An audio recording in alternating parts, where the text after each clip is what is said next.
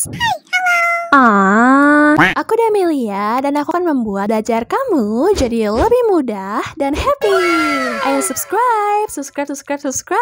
Oke. Terima kasih. Enjoy videonya.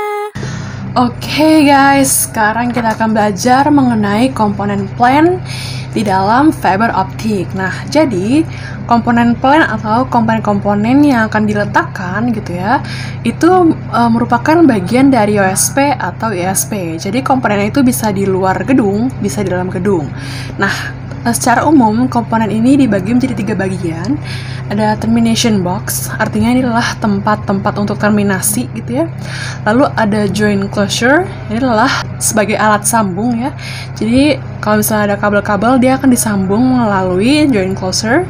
Dan juga ada control box, ini adalah tempat untuk menyimpan atau memperbaiki, maintenance dan sebagainya gitulah. Nah, kita akan bahas satu persatu, mulai dari OTB, ODF, ODP, inline JC, dome JC, beach manhole, dan handhole gitu ya. Nah, kita akan memulainya dengan yang si OTB dulu. Nah, OTB adalah bagian dari termination box.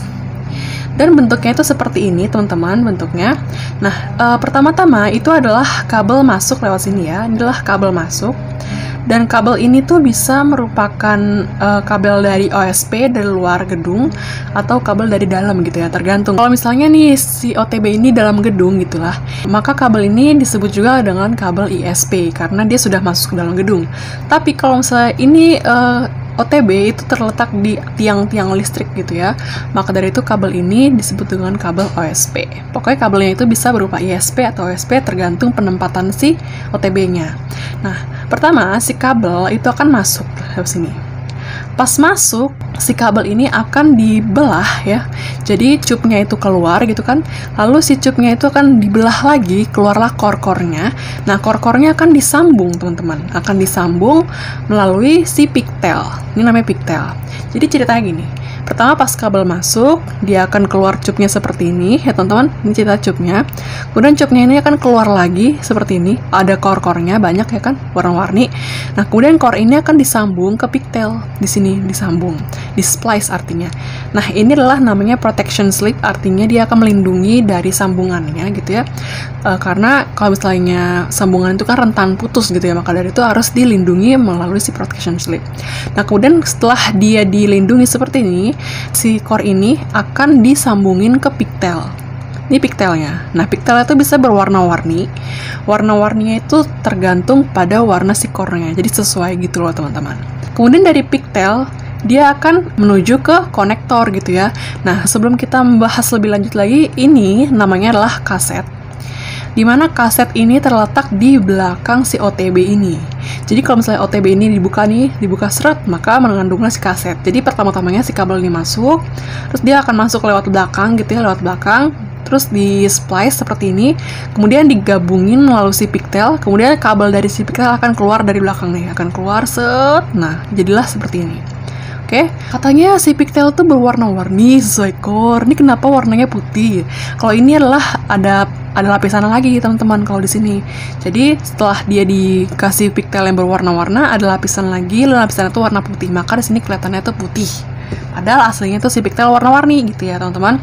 Nah, setelah dia keluar lalu nyambung ke sini ke konektor, maka di konektor inilah terjadi terminasi antara si kabel yang masuk dengan kabel yang akan dikasih ke pelanggan atau si patch core gitu ya. Nah, si patch core sendiri akan menggunakan kabel warna kuning seperti ini. Jadi, ini adalah kabel dari operator, ini adalah kabel untuk melayani si pelanggan-pelanggan gitu.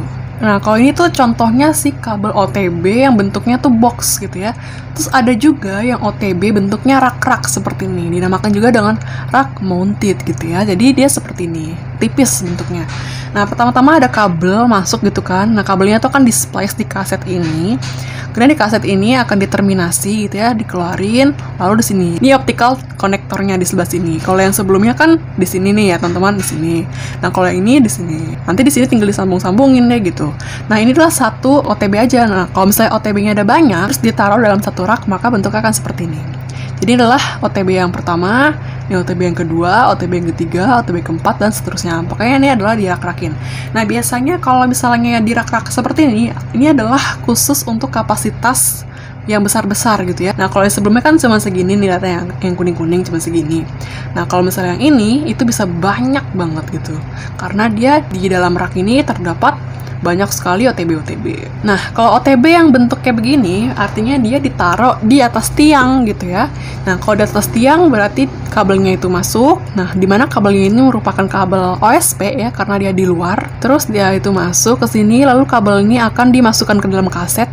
Dimana di kaset dia akan di-splice ya teman-teman, dia dikeluarin tubnya, dikeluarin core-nya. Nah, core-nya itu disambung gitu kan di dalam si kaset ini. Nah, kasetnya tuh harus dilindungi supaya tidak terjadi kerusakan pada core-nya, karena core itu kan sehelai rambut ya, sangat tipis sekali ya kan, maka dari itu harus dilindungi.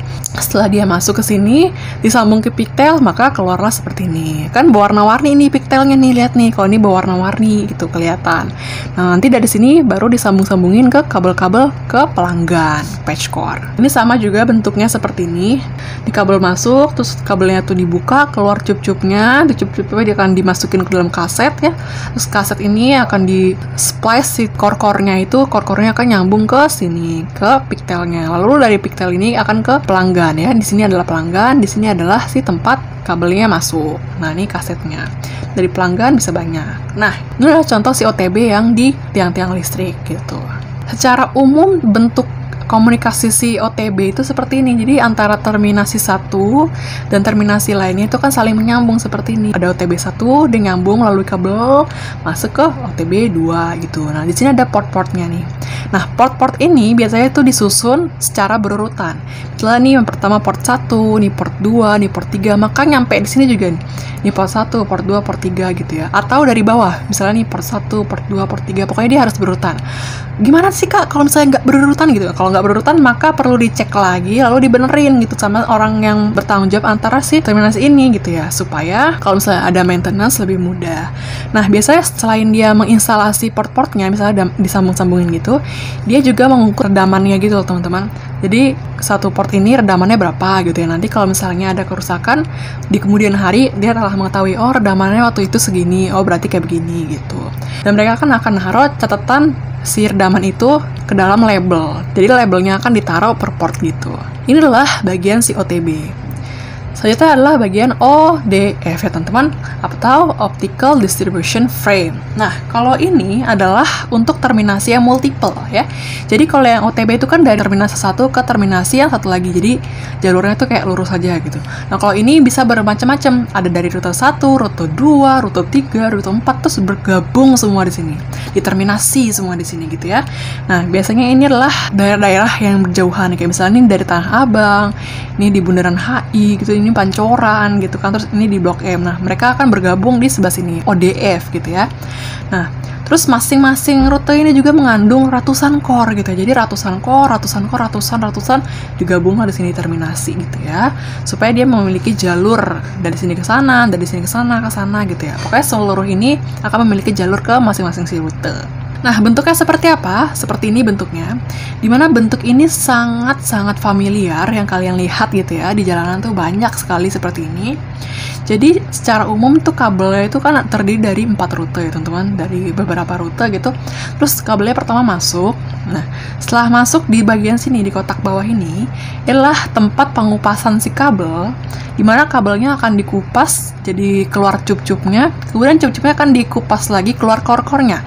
Nah, core-core-nya akan di-splice atau disambungin.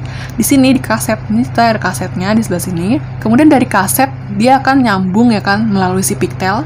Terus pas dari pigtail, nyambunglah ke sini. Jadi, inilah bagian si konektornya. Kemudian di sini ada kabel-kabel dari si pigtailnya yang disisain. Jadi kalau misalnya seluruh kabel ini adalah sebesar 2 meter gitu ya, terus yang dipakai cuman setengah meter, maka 1,5 meternya itu disimpan di sini. Fungsinya adalah untuk manajemen si kabel itu sendiri gitu ya. Kalau misalnya ada maintenance atau ada perbaikan, dia akan menggunakan kabel-kabel di sini supaya mendapatkan utilisasi yang bagus gitu ya. Utilisasi itu adalah pemanfaatan fasilitas kapasitasnya seperti yang didesain oleh pendesain si ODF ini supaya bagus. Pokoknya intinya ini adalah kabel tray untuk manajemen kabel. Kalau ini terletak di outdoor ya teman-teman, karena nih biasa kita temuin pinggir-pinggir jalan gitu, dan letaknya tuh di luar gedung, maka dari itu nih termasuk sih outdoor. Jadi secara umum si rute-rutenya itu akan saling berhubungan gitu teman-teman. Jadi rute 1 akan masuk ke rute 2 gitu ya. Terus rute 1 juga akan masuk ke rute 3 juga.